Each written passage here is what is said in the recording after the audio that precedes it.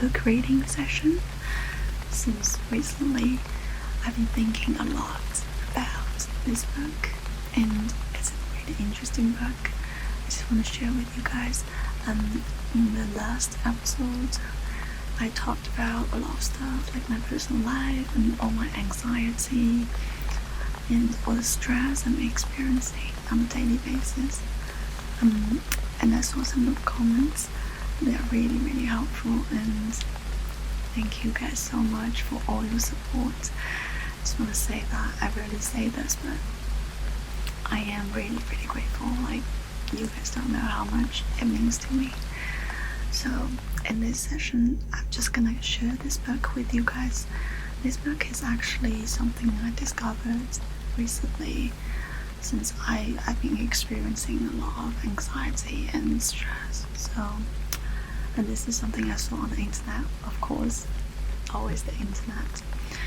And I thought I should probably give it a read, because what if it really helps me a lot. So this book is by Alfred Adler. This guy is a really famous psychologist, and I think some of you guys might already know that. And the name of this book is called What Life Should Mean to You. Good question, isn't it? Because I honestly don't know.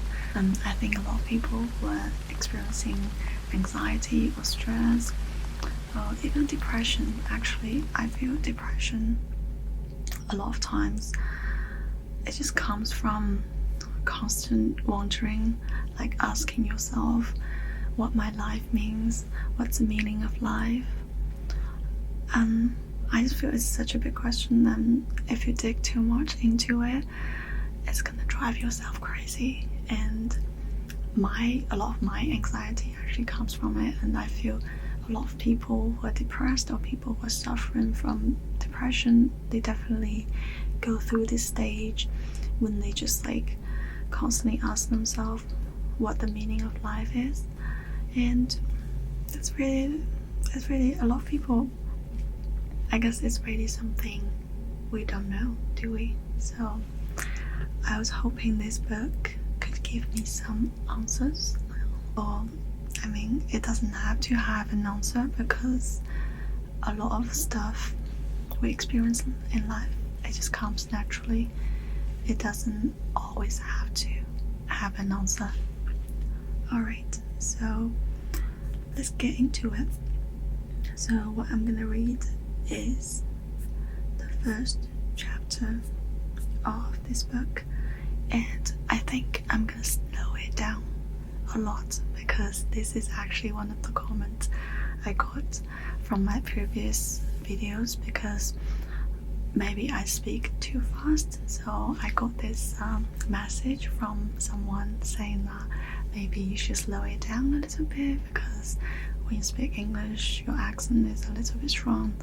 So yeah, I try. So I'm gonna read it to you.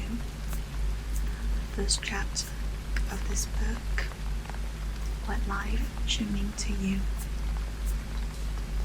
So, Chapter 1, The Meaning of Life. Human beings live in a realm of meanings. We do not experience pure circumstances. We always experience circumstances in their significance for man. Even at its source, our experience is qualified by our human purposes. Word in its relation to mankind, and stone means stone as it can be a factor in human life. If a man should try to escape meanings and devote himself only to circumstances, he would be very unfortunate. He would isolate himself from others. His actions would be useless to himself or to anyone. In words, they would be meaningless. But no human being can escape meanings. We experience reality always through the meaning we give it, not in itself, but as something interpreted.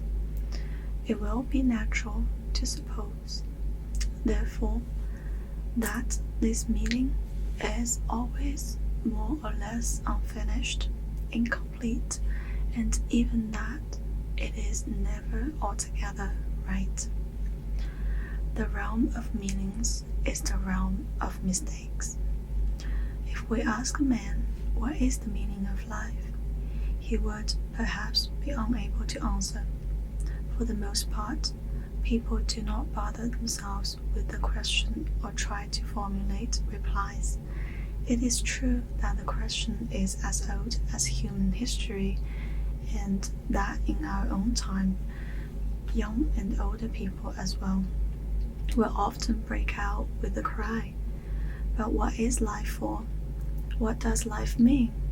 We can say, however, that they ask only when they have suffered a defeat. So long as everything is plain sailing and no difficult tests are set before them, the question is never put into words. It is in his actions that every man inevitably puts the question and answers it. If we close our ears to his words and observe his actions, we shall find that he has his own individual meaning of life, and that all his postures, attitudes, movements, expressions, mannerisms, ambitions, habits, and character traits accord with this meaning. He behaves as if he could rely upon a certain interpretation of life. In all his actions, there is an implicit reckoning up of the world and of himself.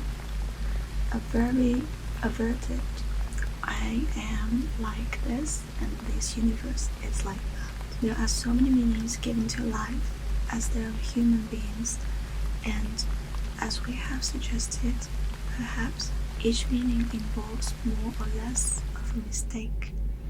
No one possesses the absolute meaning of life, and we might say that any meaning which is at all serviceable cannot be called absolutely wrong. All meanings are varieties between these two limits. We can distinguish some which answer better and some which answer worse. Some where the mistake is small and some where it is large. We can discover what it is that the better meanings share in common, what it is that the worse meanings lack. In this way, we can obtain a scientific meaning of life, a common measure of true meanings, a meaning which enables us to meet reality in so far as it concerns mankind. Here again, we must remember that true means true for mankind, true for the purposes and aims of human beings. There is no other truth than this, and if another truth existed, it could never concern us. We could never know it. It would be meaningless. Every human being has three main ties, and it is of these ties that he must take account. They make up reality for him. All the problems which confront him are in the direction of these ties. He must always answer these problems because they are always questioning him, and the answers will show us his individual conception of the meaning of life. The first of these ties is that we are living on the crust of this poor planet, Earth, and nowhere else. We must develop under the restrictions and with the possibilities which our place of habitation sets us in body and mind alike. We must develop so that we can continue our personal lives on Earth and help to ensure the future continuance of mankind. This is one problem which challenges every man for an answer, which no individual can escape. That's pretty true, isn't it? Whatever we do, our actions are our own answer to the situation of human life. They reveal what we think necessary and fitting and possible. Every answer must be conditioned by the fact that we belong to mankind and that men are beings who inhabit this earth. Now, if we take account of the weakness of the human body and the insecurity in which we are placed, we can see that for our own lives and for the welfare of mankind, we must take pains to consolidate our answers, to make them far-seeing and coherent. It is as if we stood before a problem in mathematics. We must work to find a solution. We cannot work by guesswork, but we must work consistently, using all the means at our disposal. We shall not find an absolutely perfect answer, an answer established once for all, but nevertheless, we must use all our ability to find an approximate answer. We must struggle always to find a better answer, and the answer must always be directly. I just clicked out. Sorry. And the answer must always be directly applicable to the fact that we are tied to the crust of this poor planet Earth, with all the advantages and disadvantages which our position brings. Here we come to the second type. We are not the only members of the human race. There are others around us, and we are living in association with them. The weakness and the limits of the individual human being make it impossible for him to ensure his own aims in isolation. If he lived alone and tried to meet his problems by himself, he would perish. He would not be able to continue his own life. He would not be able to continue the life of mankind. He is always tied to other men, and he is tied because of his own weakness and insufficiencies and limits. The greatest step for his own welfare and for the welfare of mankind is association. Every answer, therefore, to the problems of life must take account of this tie. It must be an answer in light of the fact that we are living in association and that we would perish if we were alone. Well said. I think that is really true. Definitely we're social animals, we're social beings, we're surrounded by others and associated always. So it's really hard to answer that question without thinking that we're isolated. Okay, let's continue. And the next one is, if we are to survive, even our emotions must be in harmony with this greatest of problems and purposes and goals, to continue our personal life and to continue the life of mankind on this planet which we inhabit in cooperation with our fellow men. There is the third tie in which we are bound. Human beings are living in two sexes. Preservation of individual and of common life must take account of this fact. The problem of love and marriage belongs to this third tie. No man or woman can escape giving an answer. Whatever a human being does when confronted by this problem, this is his answer. There are many different ways in which human beings attempt to solve this problem. The actions always show their conception of the only way in which the problem is solvable. These three ties, therefore, set three problems. How to find an occupation which would enable us to survive under the limitations set by the nature of the earth. How to find a position among our fellows so that we might cooperate and share the benefits of cooperation. How to accommodate ourselves to the fact that we live in two sexes and that the continuance and furtherance of mankind depends upon our love life. Interesting. I think in this book, towards the end, he has a few chapters to talk about marriage and love, and things like that. That's going to be really interesting as well to read. I'd like to know his opinions on love and marriage, because this is a topic that we always discuss with our friends, and what's the answer for that? I don't know. Okay, let's continue. Individual psychology has found no problems in life which cannot be grouped under these three main problems: occupational, social, and sexual. It is in his response to these three problems that every individual human being unfailingly reveals his own deep sense of the meaning of life.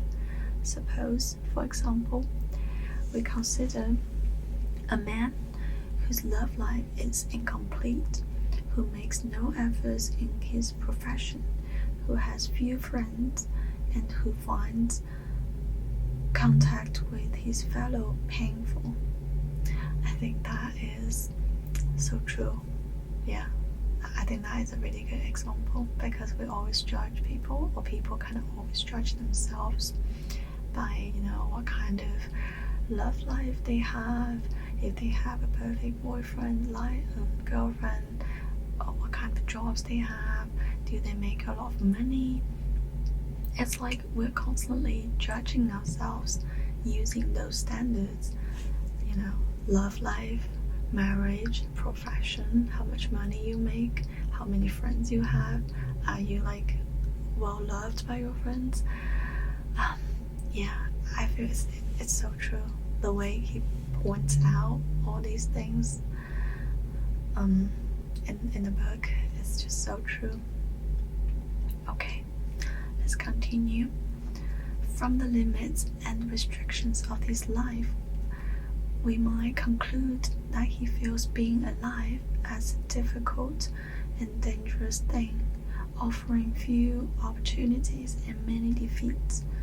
His narrow field of action is to be viewed as a judgment. Life means to preserve myself against hurt, to stockade myself in, to escape untouched. Suppose, on the other hand, we consider a man whose love life is an intimate and many-sided cooperation, whose work results in useful achievements, whose friends are many, and whose contacts with his fellows are wide and fruitful. Yeah, that does sound like a really typical successful man. It's like, if you want to be successful, you better have a good job, a perfect relationship, and have, friends and contacts, a social network that we say that's useful to you. So in that sense, let's see what Alfred is gonna say in the book. Okay, of such a man, we may conclude that he feels life as a creative task, offering many opportunities and no irrecoverable defeats. His courage in meeting all the problems of life is to be construed as a judgment. Life means to to be interested in my fellow man, to be part of the whole, to contribute my share to the welfare of mankind. It is here that we find the common measure of all mistaken meaning of life. This double quote, all mistaken meaning of life. So all the social standards and common standards that we use to judge ourselves are just, the mistaken meaning of life. That's really interesting. And the common measure of all true meanings of life, all failures, neurotics, psychotics, criminals, and drunkards, problem children, suicides, perverts, and prostitutes are failures because they are lacking in fellow feeling and social interest.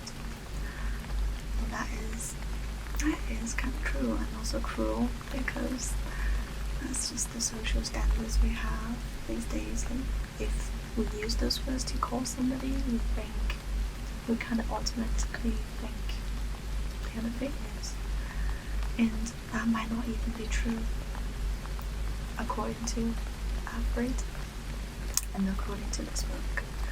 Okay, let's continue. They approach the problems of occupation, friendship, and sex without the confidence that they can be solved by cooperation. The meaning they give to life is a private meaning. No one else is benefited by the achievement of their aims, and their interest stops short at their own persons. The goal of success is a goal of mere fictitious personal superiority, and their triumphs have meaning only to themselves. Murderers have confessed to a feeling of power. Yeah, I think the way he's describing murderer, this example he's using, is really good, because we judge people by social standards, but we never know what it means to that person that actually did the action. For example, in this case, to the murderer, we don't know what it means or what it meant to him, what he did think he did. It's just different. We didn't really put ourselves in his shoes, and he did it in a way that it was meaningful to him, and only to him. Maybe that's why it's very interesting. Okay, let's continue. Yeah, it says a private meaning is in fact no meaning at all. Yeah, so if it's only meaningful to yourself, basically, it's not meaningful at all. Yeah, that's kind of sad, and I guess in this society, also true.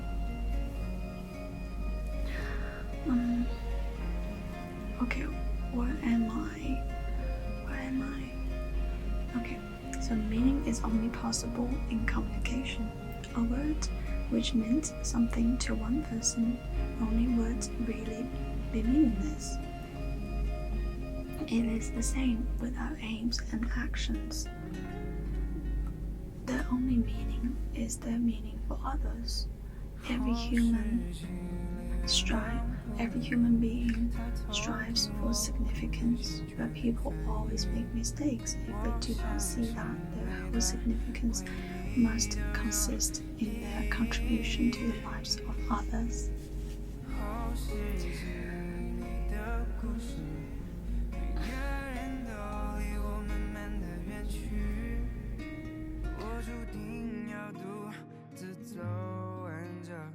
理性。